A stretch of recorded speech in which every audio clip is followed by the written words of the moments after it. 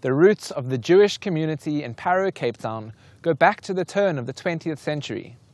This interesting and influential community only numbered 80 families and 300 Jewish souls at its peak, but is no longer in existence. Jewish historian Richard Mendelsohn, who grew up in the Parow community, has been commissioned by the Kaplan and Kushnick family businesses to write a book about the once tight Jewish community.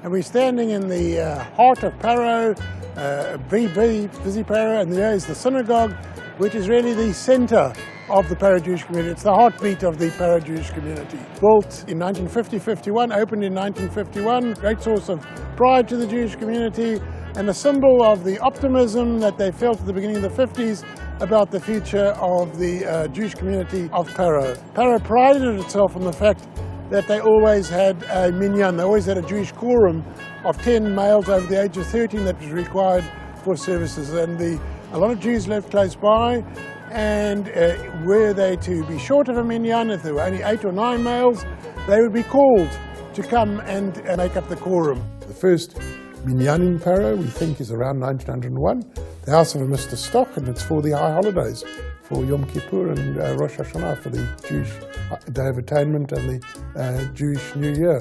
They very rapidly acquire a Torah, the scrolls, which they need for their services in private homes. And the first record we have of the Parow Hebrew congregation, as it becomes known, 1906, they send a deputy to join the Cape Board of Jewish Deputies. They're present there. And in 1907, they appear for the first time in the public record. One of the important arrivals in the Parow Jewish community comes in 1918, last year of the First World War.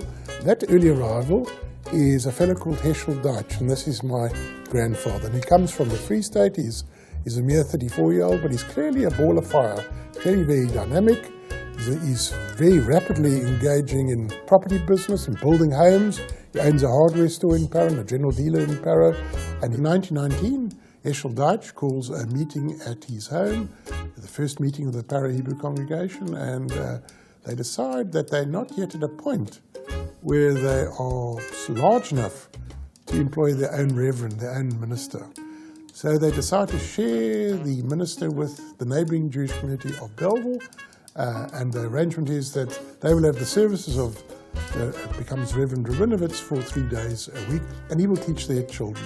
1927 is a landmark year for the Parow Jewish community because they now have enough resources to build their communal hall, and that's communal hall, built in 1927, serves them for decades as the site of worship. It's also where their cheder, their Jewish afternoon school, is held, and it's also where they hold their parties and their communal functions in this hall. This is the home I grew up in Parow. My father, Leonard Mendelsohn, was a general practitioner, grew up in Weinberg, but came in 1950 with his wife Enid, who had grown up in Parow, and to this house. They built this home in Parow. The home still stands, and next to it is my father's surgery. In those days there was a separate waiting room for white patients, there was a separate waiting room for patients of colour. So my parents continued to live in this house right through till 1995, long after most of their contemporaries, most of their colleagues, most of their friends, Jewish friends, had left for more beautiful climes, had moved to Sea Point or Claremont or whatever. This is the home they occupied right through my parents for 45 years until they left for Sea Point. This is where I grew up. So they build a synagogue, and it's a real symbol of their hopes for the future. And it's something that they share with South African Jewry at large. There's a wave of synagogue building, or rebuilding in some cases, during the 1950s. The South African Jewish community is expanding, and so is the Parow Jewish community. This is one of 3 Parow Torahs which have found an interesting destination.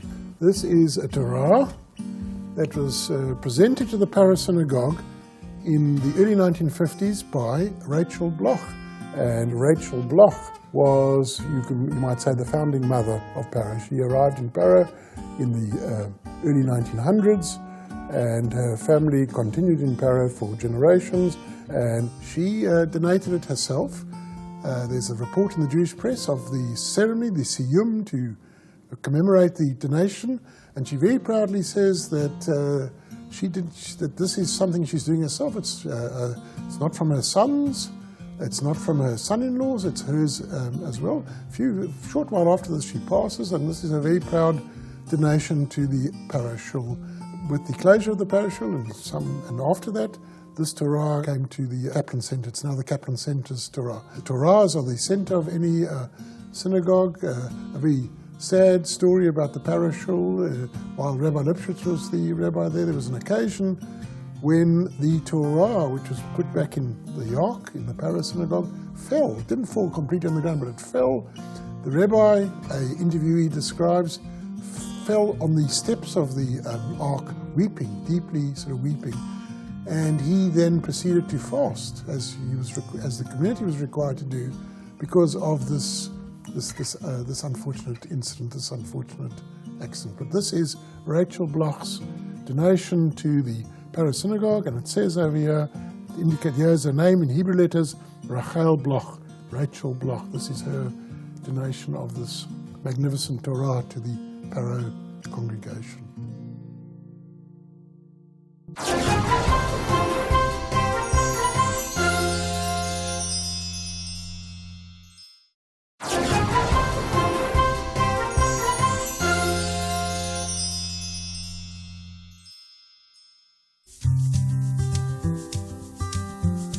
The old synagogue building is now, it's not derelict, but it's in a poor state internally. It was used for a while for, of all things, a private whale museum, of all things. But the person who set up this private museum fell out with the council. I think he might have failed to pay his rental, and the Parow Museum, I think, ejected the whale museum. So now it's behind picket fences, it's secured. Basically, it's unused today. Okay, we've entered the Parow shul. It's now become a municipal storehouse in the last few months for protective gear. It's quite transformed. It had been quite derelict. All along the sides here were the pews.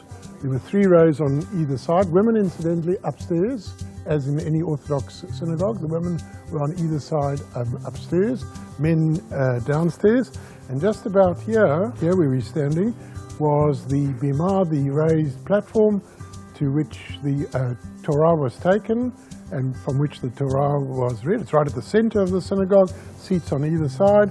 We now go further into the synagogue. We're walking along, and my father's seat was approximately over there. Everybody had their own seats.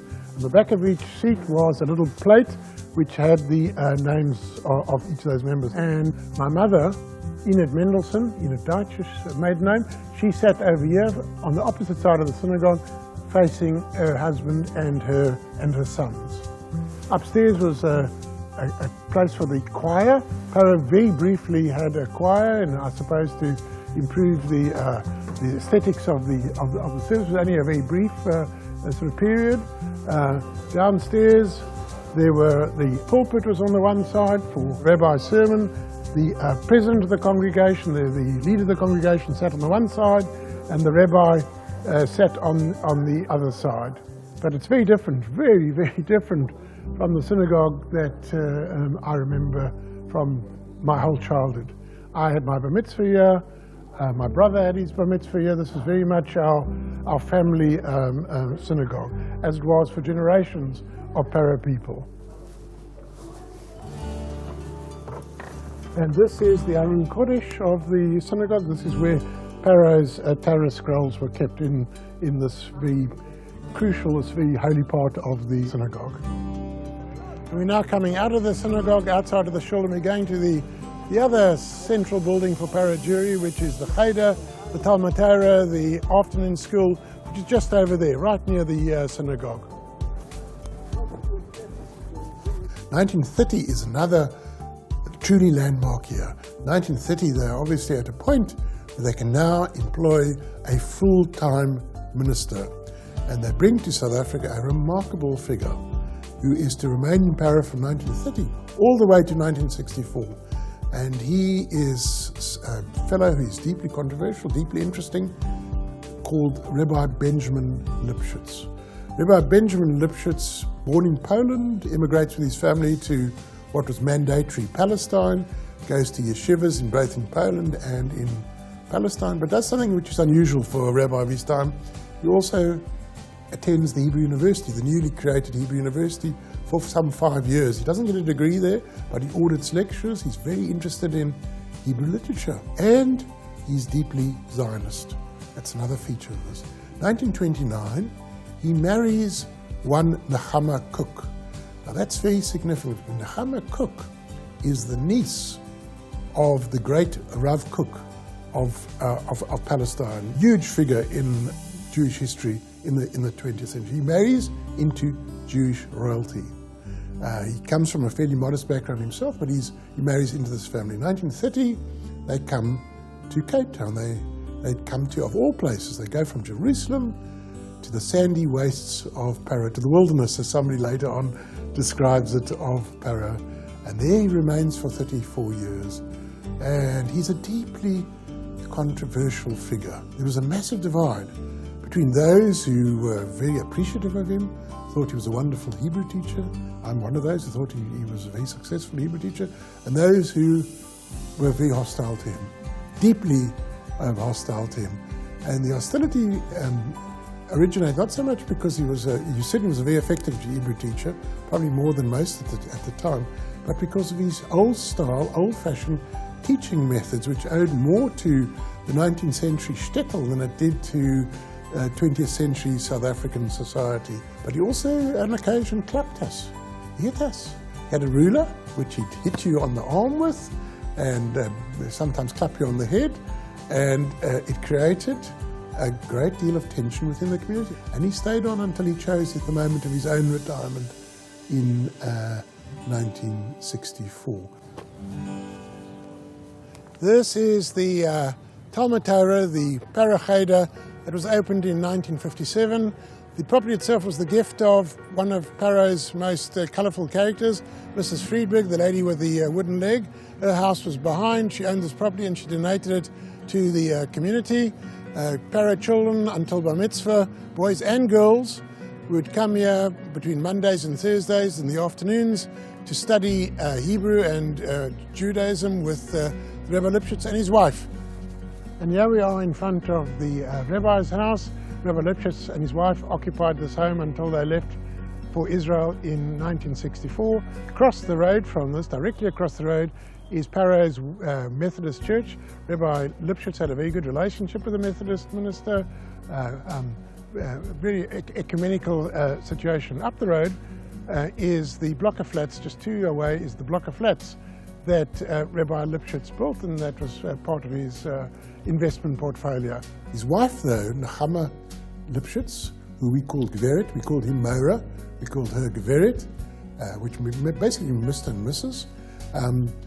She is fondly remembered by everyone. She took the first grades of the Cheder. We went to Cheder, or afternoon school. We'd start going in standard 1, which is grade 3 in the present system, and we would go 4 times a week, Mondays to Thursdays, for our hour. We were often very resentful of this. We'd rather be playing, or playing sports, or playing at home.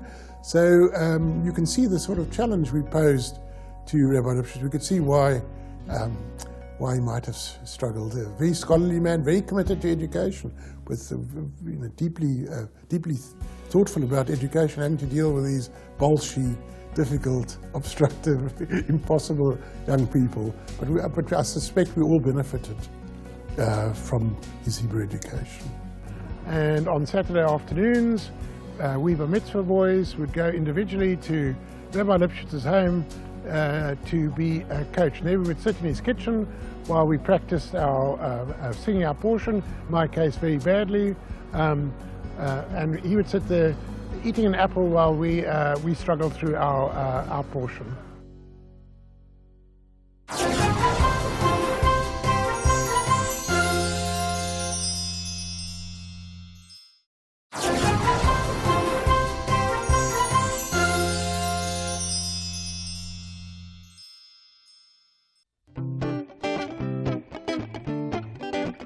We're standing here in Jansen Street, which is right at the centre of the Jewish ghetto of Parow. This is where Jews lived in the 30s, 40s and 50s and 60s. And there were whole family clusters here, married sisters living very close to each other and living close to their parents as well. This is a typical street in the heart, Jansen Street, in the heart of Jewish Parow. We all stayed in Jansen Street. Jansen Street was where everybody... Jansen Street and Janie stayed behind us. It was a sand road when we first built it. It was a sand road. Sand road, please do me a favour. You were number 7, we were number 25. Yeah. And Annie was number 33, Jansen Street. Yeah, my elder sister. And Janie was in the house behind Annie, so they could walk through to one another. And then we bought a house in Rondebosch. Yeah. We were there for 40 years. We were very happy there. An old farm road. In Rondebosch. And you visited Parow lots? You went to... Every weekend, every Saturday. As I got to Frick's sewing machine, my heart would lift and say, lovely, I'm near my family. You remember the Frick's machine? Frick's sewing machine was the beginning of They were there for years. It's very much a Litvak community. While it's an Orthodox community, committed to Orthodoxy, it's very characteristic of its age. This is the age of non-observant Orthodoxy, where while people go to shul on Friday nights and certainly on the Yom Tovim, they are nevertheless, they're not Shomer Shabbat for one thing. Their religion is rugby. On Saturday afternoons they are at Newlands watching their favourite team, or they're at King David Country Club playing bowls. And the following feature of it is that it's a very Jewish community. It's a very coherent community. Community is terribly important. Even if you're not religious, shul is terribly important to you. It's very much part of your life, of your identity, is being Jewish and belonging to this community. The question that one might ask is, why Parow? Parow is not a major Jewish community. It's not like Sea Point or Claremont or Oxford Road in Johannesburg. It's not one of the great congregations, not the Garden Shul or the Wolmeran Street Shul. So why a fairly modest community like Parow, which at its height probably consisted of no more than 80 families, about 300 Jewish souls, why focus on what was after all a small Jewish community, and a community incidentally which no longer exists, which has disappeared. So why focus on it? I think the good reason for doing this is precisely because it's a microcosm of South African Jewry. It's South African Jewry in miniature, and all of the processes and structures and values and issues that South African Jewry engaged with over decades are present in Parow. We were lucky living in Parow the way we did, in harmony with everybody. We just had a wonderful life. Not a lot of money, but a lot of love. Yeah. Good, You came to Yontef and you see the start of Yontef, you see in Parow, from all directions, you will see the Jewish people all dressed up in their finery, walking to shul. You know how nice it was so lovely. You remember all the... It was lovely. The shul was packed, it was always full. And the parties, especially after Rosh Hashanah, after Simchas Torah, we had the finest parties that you could find. I used to get ungesnosket garden and I got home, but I got... those parties were wonderful, wonderful. Parow, and I say this as a proud Parow person who grew up there, left when I was 21, Parow is not the prettiest part of Cape Town. The southern suburbs, the Atlantic suburbs are very much more attractive in every way. And as soon as people prospered in Parow and could afford to do so, they moved on to these other parts. They moved to Sea Point, they moved to the City Bowl, they moved to the southern suburbs. So it's a very natural process in the case of Parow. Later on, of course, it's because of the crises, the political crises in South Africa, beginning with Sharpeville and the Soweto uprising of '76, and the 1980 states of emergency, which begin the demographic decline of South African Jewry. But Parow continues, and it continues through to Well, it continues until eventually the deconsecration of the Parow shul. When two members of the shul came to visit my father, who was not a great shul goer, and said, look, you should participate, we need a new synagogue, and it just been seen by members of the new King David Country Club, that near the golf course, and before that by people who were building Herzliya School. And when I asked him, why are you giving money to a shul? I mean, you never go to shul. Why did you help to build a day school, your children at Weinberg?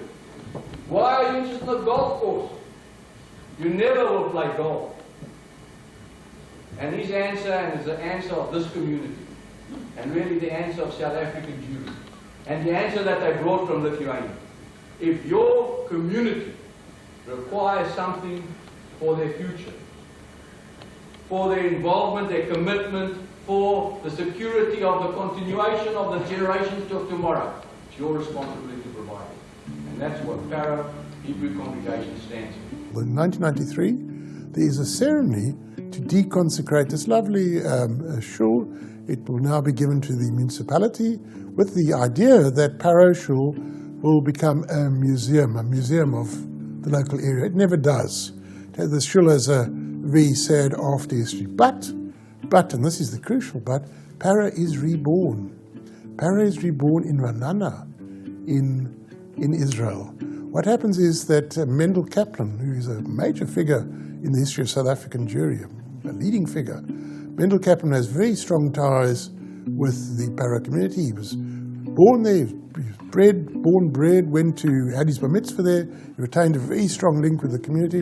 What he does is he takes all the shul furniture into storage. And at some point he has a conversation with somebody from Johannesburg called Moshovsky. And the Moshovsky family are involved in Ra'anana in building a lovely new synagogue called Shiftei Yisrael. And Mendel and the Moshovskys arranged that the Parow furniture, the Parow shul furniture, the Parow bima, pews and seats should be placed in this new synagogue. And there they are, in this lovely new synagogue. And there they are, and including in the package, some while later, is one of the Torahs that came from Parow. So Parow is reborn. Parow has a second life in Ra'anana, in Israel.